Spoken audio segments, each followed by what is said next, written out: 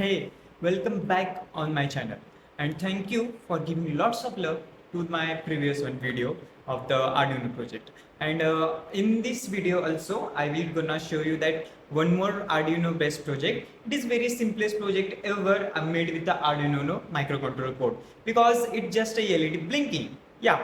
Further in video, this video is going to very short because nothing more.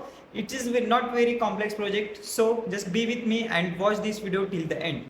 So as you can see in this, this is a LED blinking project using the Arduino. We have used Arduino microcontroller board, and this is the LEDs. I used total 20 LEDs because the Arduino Uno board can control only 20 LEDs maximum at one time. So I programmed this board, and this is the working of that program.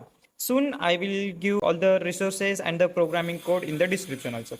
And thank you for watching this video till the end from my core of the heart.